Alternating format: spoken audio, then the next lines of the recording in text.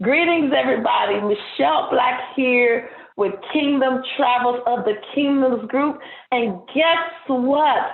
Remember, I promised you that we were going to begin our series. That oh goodness, I forgot.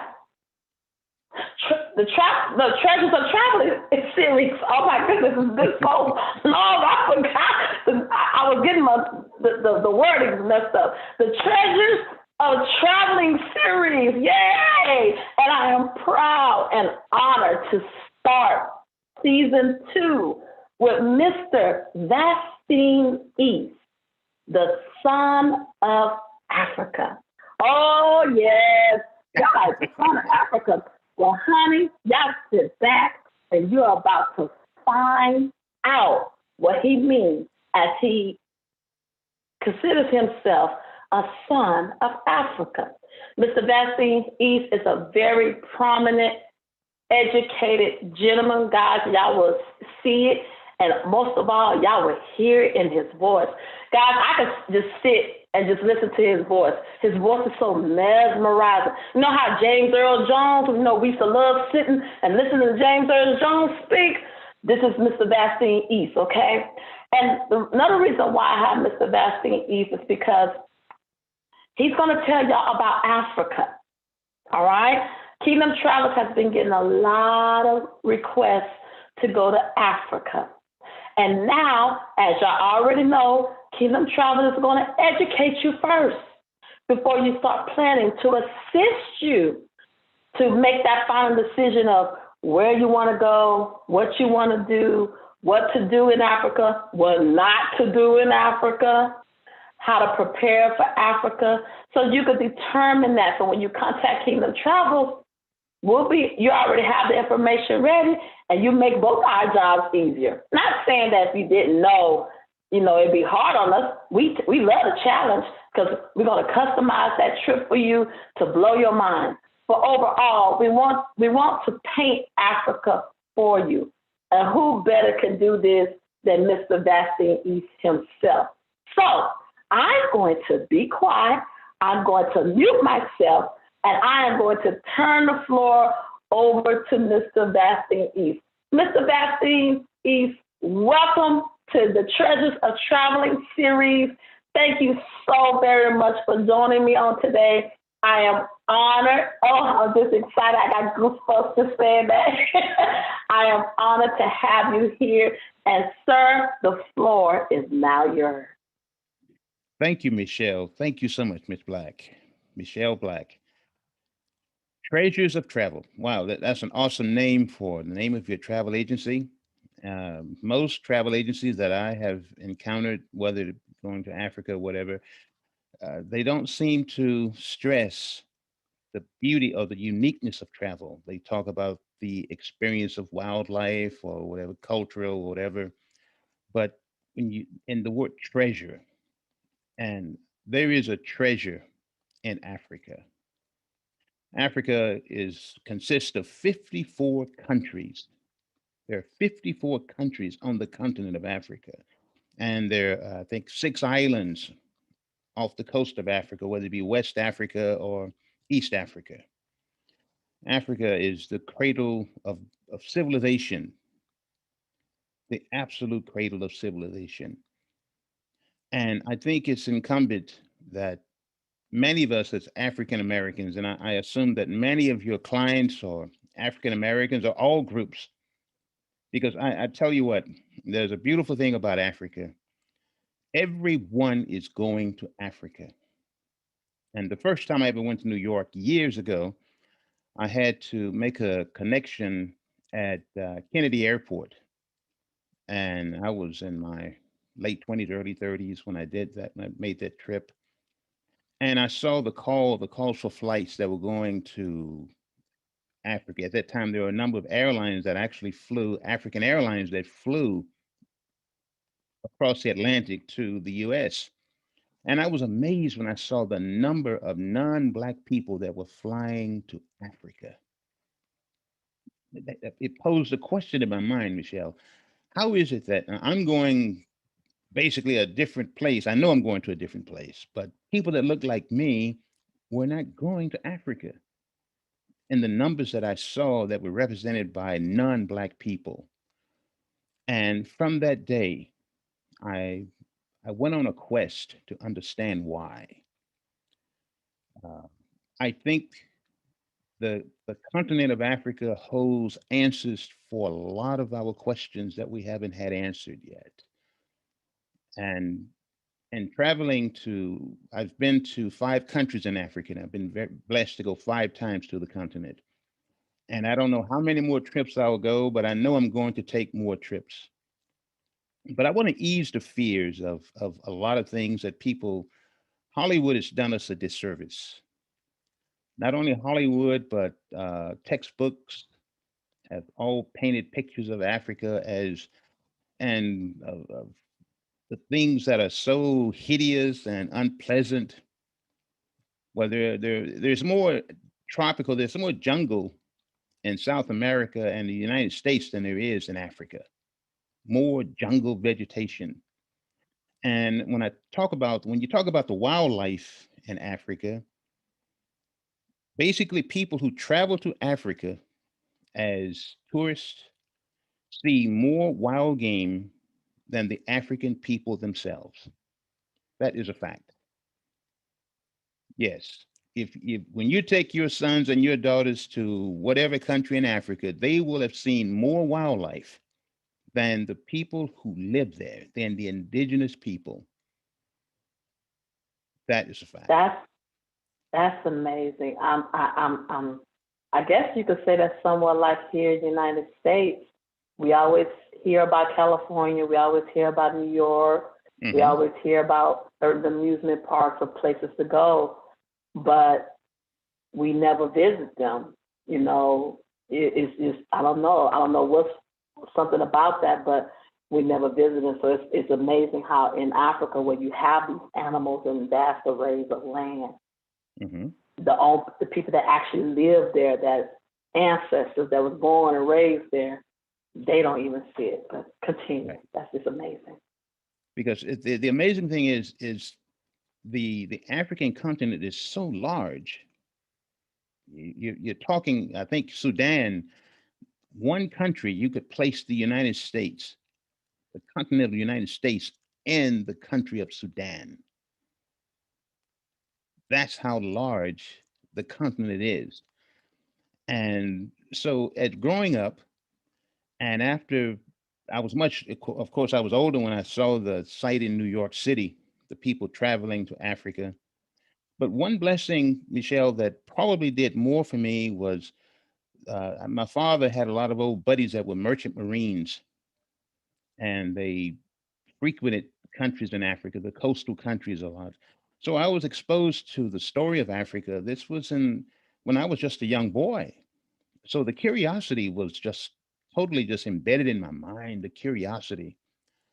But the beauty of traveling to Africa, I think for anyone in this to this day, in this day, I think Africa is as safe as any other place. I mean, there are hot spots in certain countries, of course. There are areas that I wouldn't go here in the United States because of hot spots. But Africa as a whole, it's because when you see the number of people that are there, you see so many Asians that are on African soil. For instance, in Tanzania, I was just there a little over 2 years ago. The influx of the Asians on African soil is so staggering. It's mind blowing. Of course, in North Africa, when I saw Egypt, the influx of so many different groups of people that have conquered that part of Africa, you see the infusion of bloodlines that range anywhere from the Greeks to the Romans to the Arabs to the Europeans. So that's why it's so mulatticized. A friend of mine that I worked with years back, he's from Tanzania as well, and he's an engineer. And I just returned from Egypt, and he asked me this question. No, I just returned from Egypt. He says, "Are there any black people in Egypt?" Now, the funny thing about when you land in Cairo, when you end up in Cairo, You see the African blood, even in the fair skinned Egyptians. Unlike when being in the Middle East, if they're dark skinned, you don't really see the African in their blood. But in Egypt, when you talk, when you see the Egyptians that are born there, you see the African in them. And yes, there are black people in Cairo, but when you go south into Aswan, it's like you're in New Orleans. It's like you're in New York City. It's Soul Town. And trust me, there's a beauty there that will envelop you the minute you set foot on African soil. Which place is the soul town like New Orleans? Which place is that? Well, this is Aswan. This is one of the cities in Egypt along the Nile River. Also, it's a city in Aswan. Egypt. Aswan. Okay. Now Hmm. you do realize some people be thinking that Egypt is by itself. People don't realize that Africa is so big. The famous destinations that we always hear about is all located in Africa. Yeah, it's so remarkable. The and I didn't go there initially, Michelle, to as for vacations or anything else. I like to think in terms of myself being a son of Africa. I walked backwards into Africa. My first encounter with going into Africa was actually began in Spain. Yes, Spain, Malaga, Spain, on the Mediterranean coast. And from the Spanish coast, you can see Africa in the distance.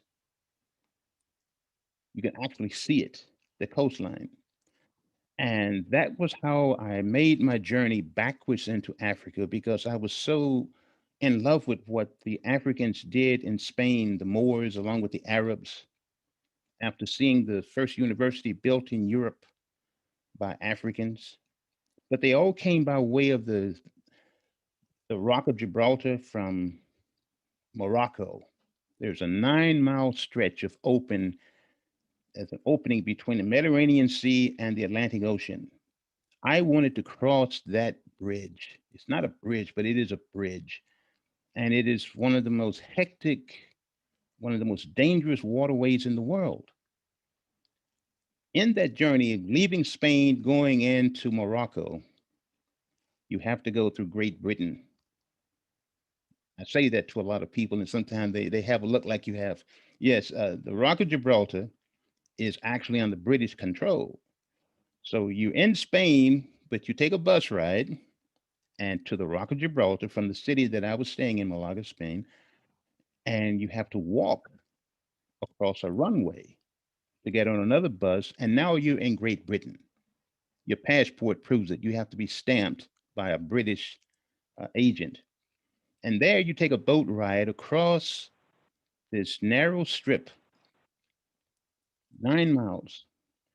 And that morning, when I made it into Tangier, Morocco, I actually got down on my knees, and it was my first encounter with African soil. I actually kissed the concrete, and I heard barreling above me with a voice.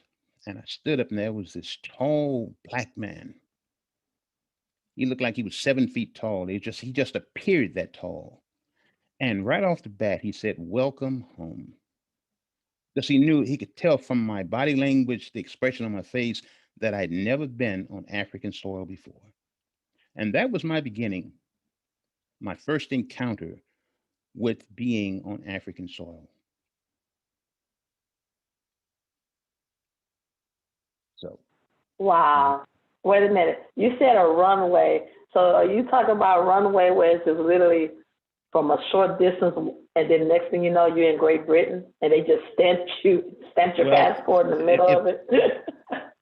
I'll give you the best example I can, it's like going to an intersection, a big intersection, and Okay.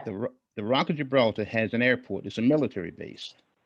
That's what separates Oh, okay. Spain from Great Britain. I mean, you're just looking Oh, across the runway, but you have to walk across this. It's a narrow, it's safe, but you're walking across a runway where just military jets or commercial airliners just landed or took off. You just simply walk across and you catch another bus and you go several hundred yards to a check-in point, and there you get your passport stamped or visa, whatever. Yeah, but it is, you're So, actually on British soil. so tell us this, Mr. East. If a person that was a solo traveler Hmm. or a couple or a family, what part of Africa would you recommend for them to travel to experience the beauty, the history, and the culture of Africa? Which parts of Africa would you recommend for them to travel to? Okay, I've seen 5 countries on the continent, that being Morocco, Egypt, South Africa, Senegal, and more recently Tanzania. And I must confess that each of these countries are more than welcoming to families. First of all, when you think about Egypt, I think a child that would see Egypt at an early age, his or her life would be transformed. Yes, there are issues there, but you're protected. There are police everywhere. There are armed guards. I never felt afraid anywhere there, never. But there's such a learning experience. Like I said, my travels to Africa has been more of a journey to know and to understand. Next time I go, perhaps I'll go for pleasure. And they trust me, they know how to enjoy life over there. I spent most of my time gleaning and absorbing the spirituality of it. And that's why Africa was always known as the spiritual land. But in Egypt, they would enjoy, families would enjoy, couples, even people traveling solo. Um, South Africa, wonderful country, gorgeous.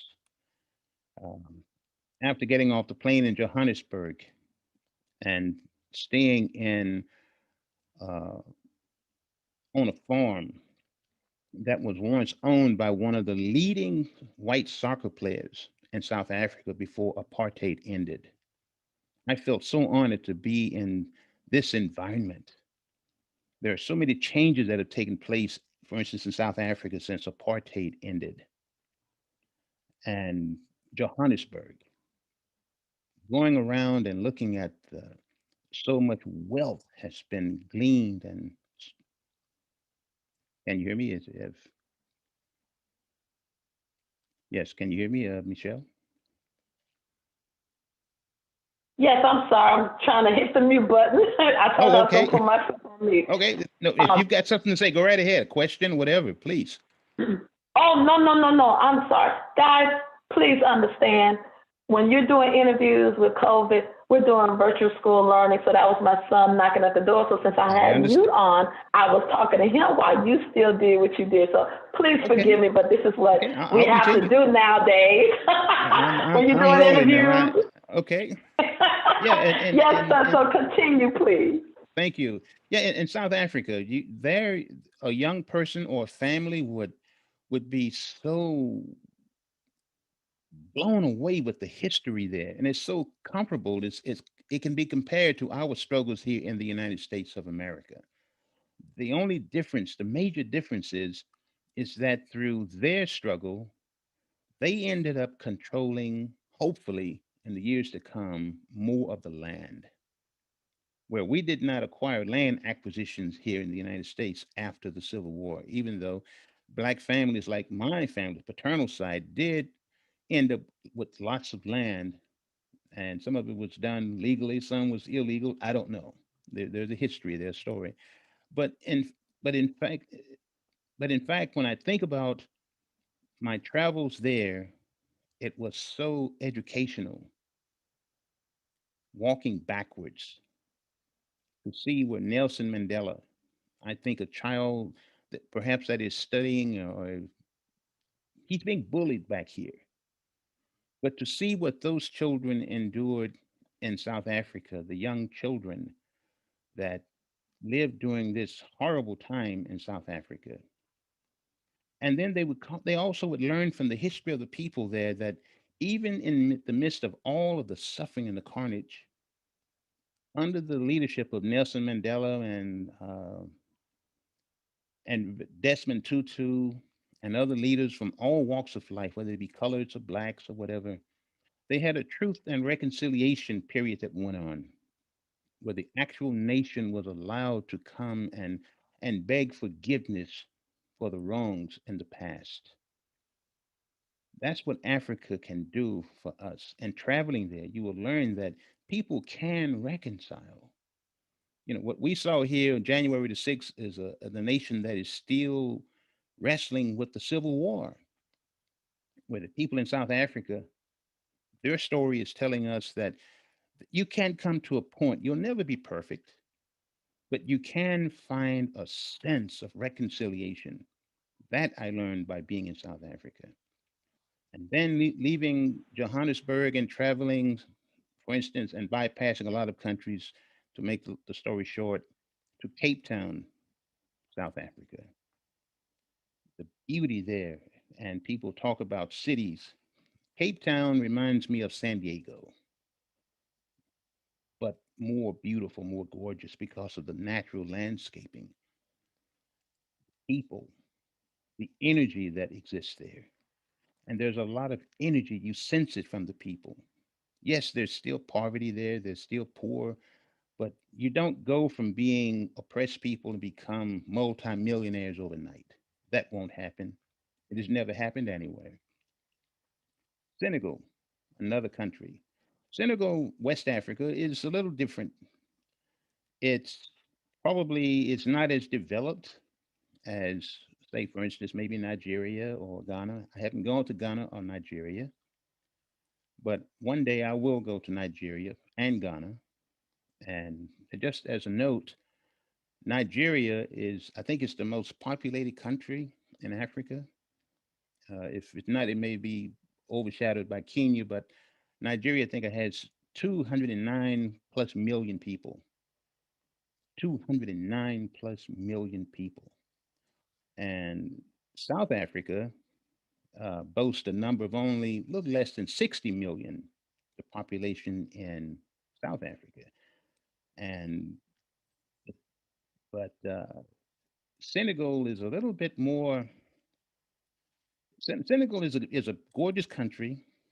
It has great architecture in its cities, but it's on the rise. It's moving up. It's moving up. And these countries, and what invites you there is that you come to understand that the plight of Africa after what is known as the First World War, their condition was ordained by treaty. There's an article in the Treaty at Versailles that actually spells out that those from the African continent, those from West Africa, because of their advancement based on a Eurocentric point of view, it actually said that we, the Africans, would need more tutelage, meaning that we were not as intelligent as, say, our brothers in the Middle East, brothers in parts of Asia, but the African countries and those countries in the Pacific Rim countries, the islands, would require more tutelage. And in doing that, it relegated us to becoming nothing but servants. And oftentimes we hear many of our brothers from Africa, they talk about the natural resources, and you see it, and for instance, in Johannesburg. And there's a story about the streets in Johannesburg. There was so much gold extracted from underneath the earth under the city of Johannesburg. And when you extract, you take it's dirt. And there are mounds and hills all around the city of Johannesburg. Beautiful hills now. Grass is growing on the hills. And they use that same dirt to make roads around Johannesburg. There's an old saying there that the streets are paved with gold in Johannesburg. Why? It's because there's fragments of gold in the dirt. That's how much wealth is there. But I made reference to many of our brothers, they speak about the wealth that exists there. But this treaty at Versailles, and after reading part of it and most of it when I was in high school, I knew I had to set foot there. I had to see it for myself. This treaty relegated us to become nothing but servants. Yes, you can have all the gold and all the diamonds in the world, but if you're not manufacturing anything, you've got nothing. Because you take the minerals and the various ores and everything from the continent, you take it to the Western world and you purify it, you turn it into something, and the African has to buy it. So he's buying his own natural resources by someone else. And I may be getting too far off the point, but I get carried away with this thing. And the wildlife. What about the wildlife in Africa? I was blessed to go on two safaris in two different countries, South Africa and Tanzania.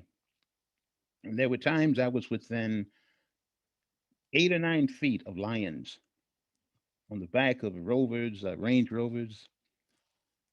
Elephants would walk right by, and out in the forest. Yes.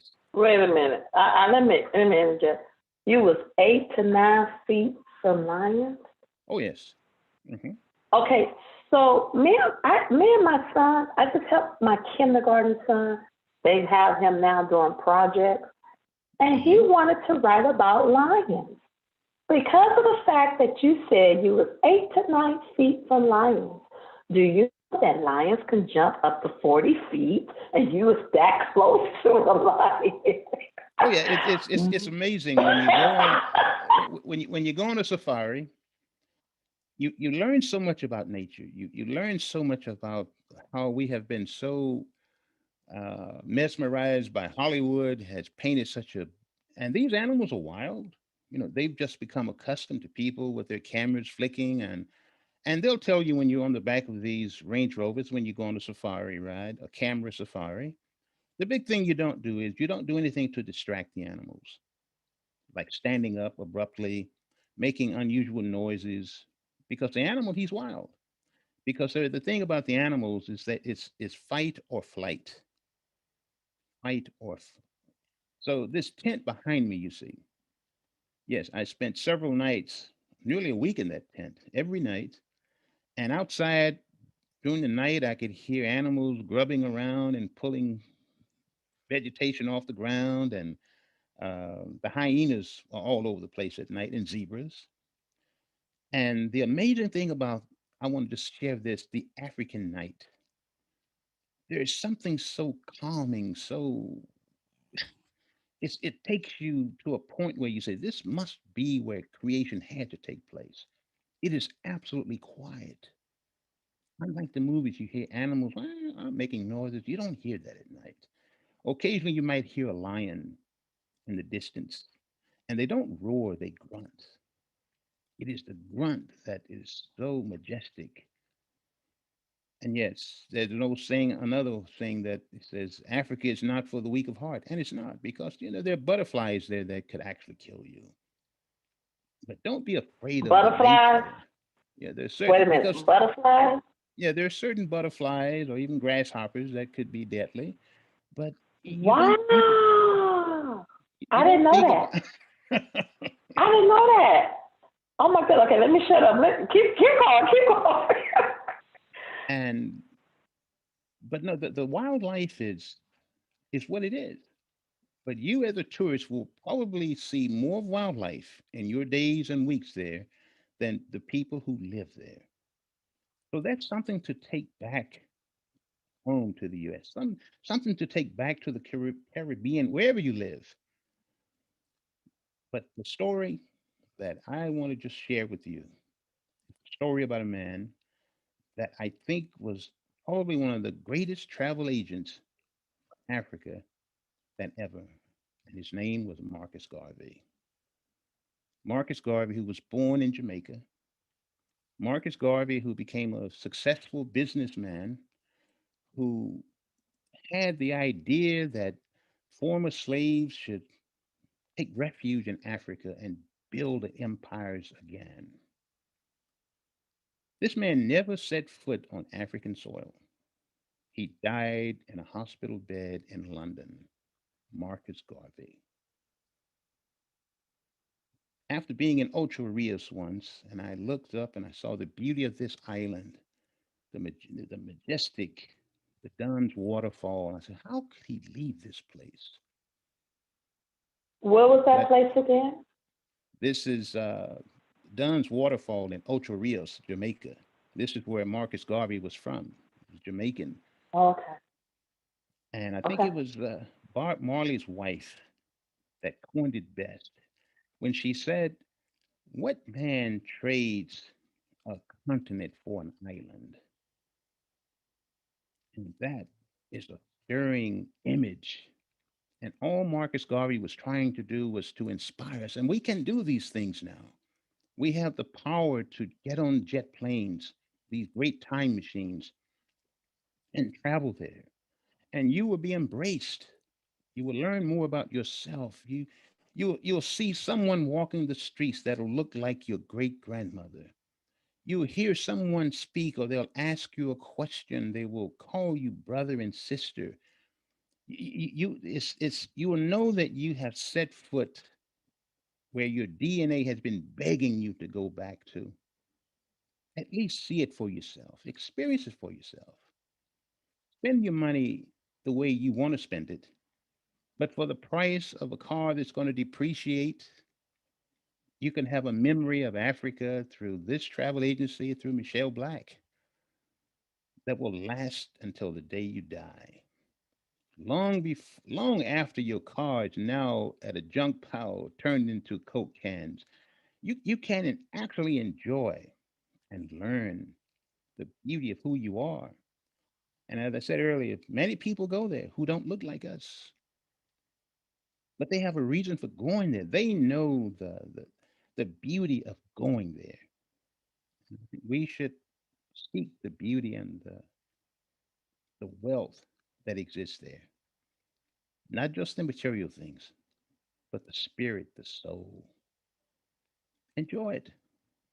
And trust me, you'll enjoy it. You'll bless the day that you set foot there. You've got 54 countries. You've got 54 countries. It's like going in the Galleria. You don't have to buy the first pair of shoes you see. And I'm sure that Michelle can hook you up with the right country. And as far as the shots and all the inoculations, the countries where you have to take the most shots are the countries that are basically less wealthy, and it's only good. And the shots last you for years, so you're good to go in 4 or 5 years again when you want to travel. So it's just a necessary precaution. And most of these shots that I had to take were very inexpensive, easy to get. You just have to make sure you get the shots at the right time. And Africa, most nights are very cool, and even most of the countries, even desert countries, are very cool at night. So you're not in intense heat all the time, even though it's very hot in certain countries during the day. But take that plunge, take that journey. You don't have to go backwards like me. Go forward and find yourself, because there are things that are happening in the world that are trying to disfigure and change the face of that lovely continent we call Africa, we call home. I saw a picture of the continent of Africa. And I'm not here to invoke or do anything to cause anyone a disrupt mind, but I didn't feel comfortable when I saw not Africa, but China name on the continent of Africa. So, to our young children, this is your chance. You want to do something great, use your technologies, your talents, because you're needed there and you're wanted there. You have a chance. This is your moment in the sun. Michelle, I hope that I have said something that is of importance today. Um, You have said a whole lot, Mr. East. You've educated me, and I thought I knew just a little bit of Africa. So you have added on to my education about Africa, there's one more thing I want you to address, and we're going to be bringing it to a close. One thing that when I do set up international custom travel itineraries, Hmm. Kingdom Travels gives the cultural do's and don'ts. Like a certain country, you don't look them straight in the eye. Hmm. Another country, if they give you a gift, you have to receive it with open hands. And if you don't receive it like that, it's like an insult to them. So for Africa, is the cultural I know it's not the same all around, but can you give some of the general do's and don'ts when you do travel to Africa? And you gave us the do's and don'ts when we go on the safaris. We just know to sit our butts there, be quiet, Hmm. take a picture, and scream on the Well, inside.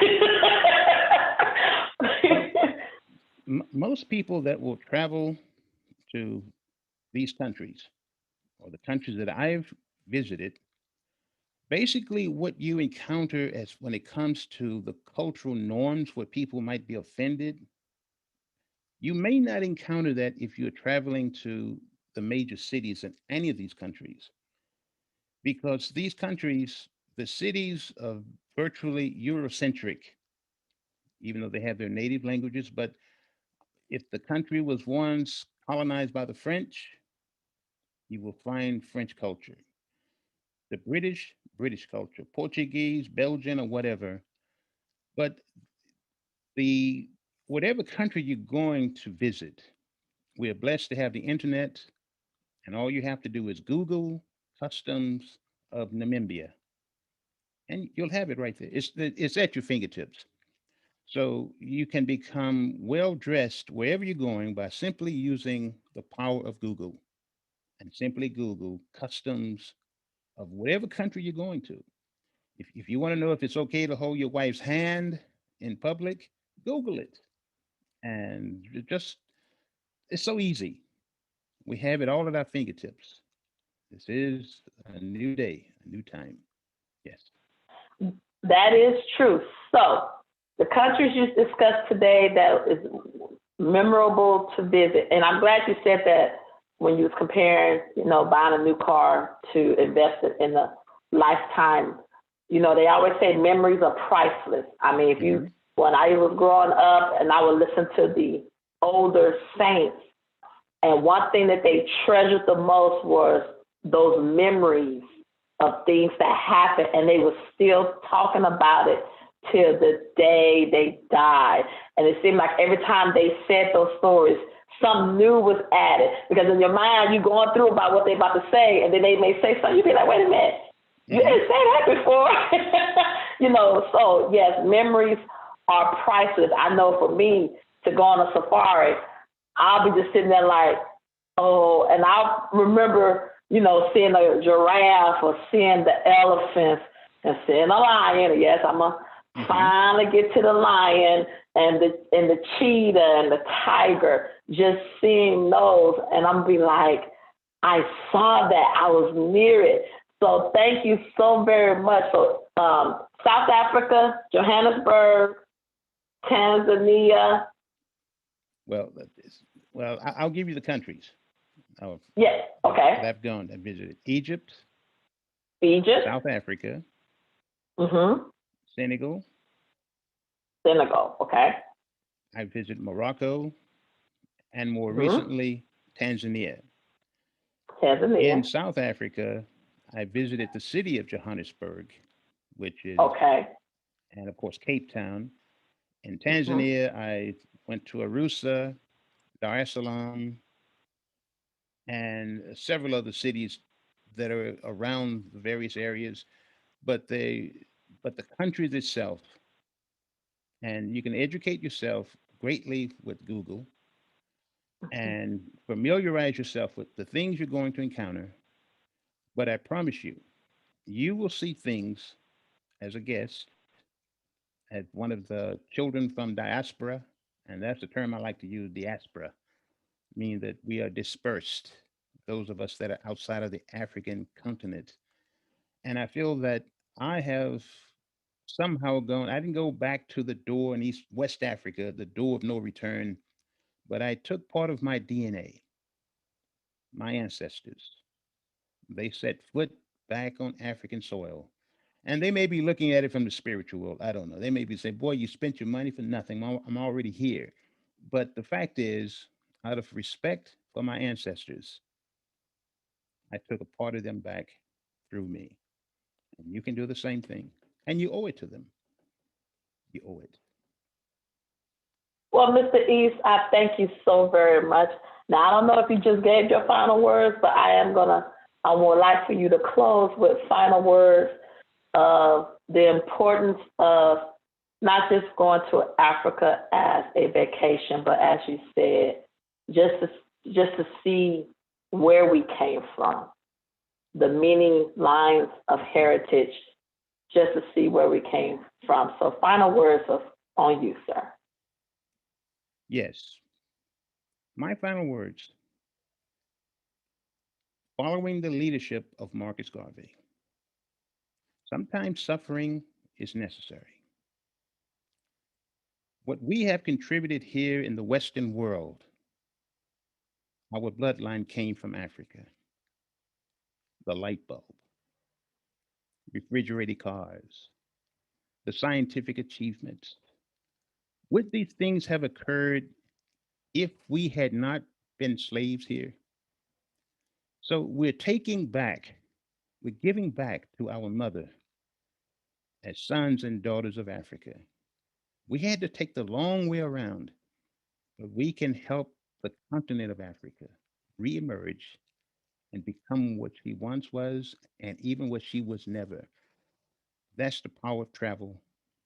And we're thankful to have this wonderful travel agency through Michelle Black. I called her one of the daughters of Marcus Garvey. Her company will take you home. And that's my story. And I'm sticking to it. Everybody, let's give Mr. Bessie East a wonderful applause. Oh my goodness, thank you so very much. I think this is a great way to start season 2 of the Treasures of Traveling, and you have definitely provided us the treasures of Africa and how it's worth the investment in just traveling back to Africa and seeing the treasures that are still there and even the hidden treasures. Because we know there's some hidden treasures out there, but it takes us to step out and go find it or just, come across it. So thank you so very much, Mr. Bastien East, for starting season 2 of the Treasures of Traveling. And we're glad to have introduced Africa to everyone. So everyone, we shall conclude this interview. And if you're ready to start planning your next Africa journey to go discover some of those treasures of Africa that Mr. Bastien East stated that was there, feel free to contact us at 346-917-0048 extension 1. Visit us at www.travelwithkingdom.com. And last but not least, if you would like to email us, you can email us at info@kas-llc.com. Be blessed, everybody. Know that Kingdom Travels is here, prepared, and ready to serve you. Thank you again, Mr. Bastien East. Till we meet again, everybody. Take care. Thank you, Michelle.